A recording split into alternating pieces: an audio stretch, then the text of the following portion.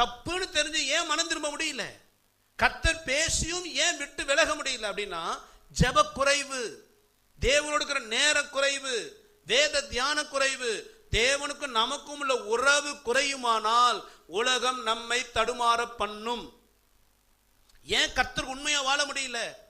Pastor தெரியுது pastor, எனக்கு உள்ள சொல்லுது நான் தப்பு பண்றேன்னு, நான் அருவருப்பா வாழ்றேன்னு எனக்கு தெரியும், என் சிந்த கேடுகிட்டு இருக்கு எனக்கு தெரியும், என் கண்ணு எப்படி பாவம் இருக்குதுன்னு தெரியும், நான் இப்படி அருவருப்பான காரியம் செய்யறேன், பணத்துக்காக ஏராளமான பொய் சொல்லியிருக்கிறேன், உலக ஆடம்பர வாழ்க்கைக்காக நான் எத்தனையோ காரியங்களை செய்து எனக்கு எல்லாம் தெரியும் தப்புன்னு.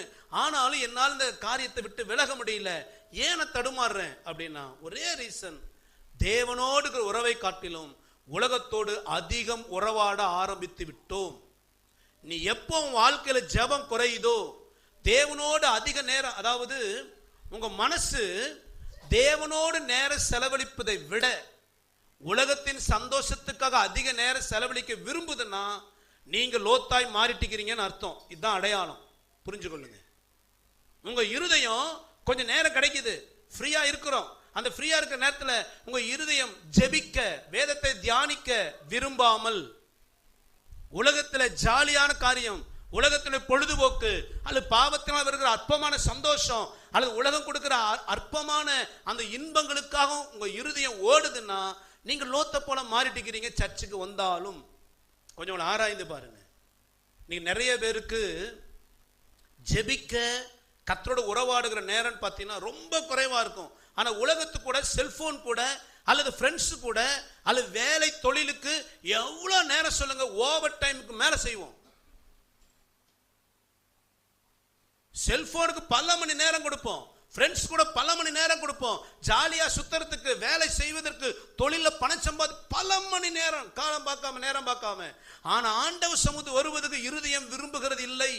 மானானது நீரோடைகளை வாஞ்சித்து கதறுவது போல கதறுதல் இருக்கா உங்களுக்குள்ள?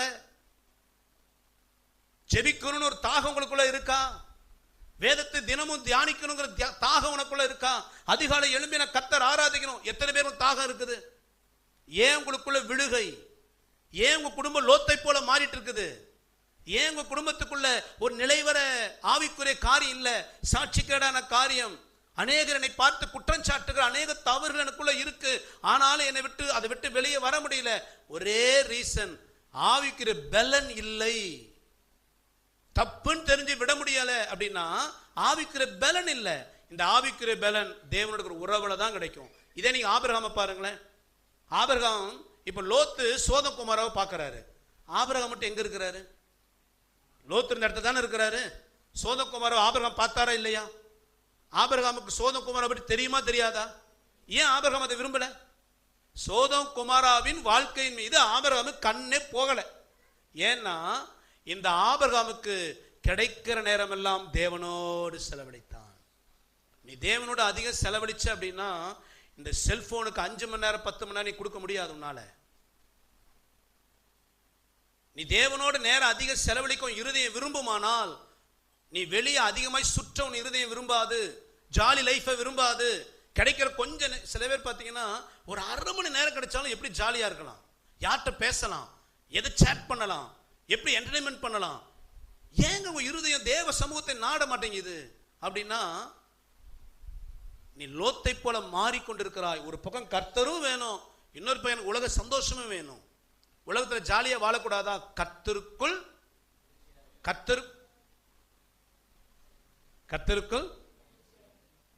சந்தோஷமாய் இருங்கள், சந்தோஷமாய் இருங்கள் என்று மறுபடியும் சொல்லுகிறேன். எப்படி சந்தோஷமா இருக்கணுமா? கர்த்தருக்குள்ள சந்தோஷமா இருக்கணும். கர்த்தர் மகிழ்ச்சியா இருப்பதே நம்முடைய பலன். அப்ப நம்ம சந்தோஷம் எப்படி இருக்கணுமா? கர்த்தருக்குள்ள இருக்கணும். கர்த்தருக்குள்ள இருக்கிற சந்தோஷம் என்ன தெரியுங்களா? ஆண்டவரோட உறவாடி அவர் நம்மோடு பேசி நமக்குள்ள ஒரு கலிகூறுதலை கொடுத்து நமக்கு ஆண்டவரை ஆராதிக்க நமக்குள்ள தேவ சந்தோஷம் உண்டாகுது. பார்த்தீங்களா?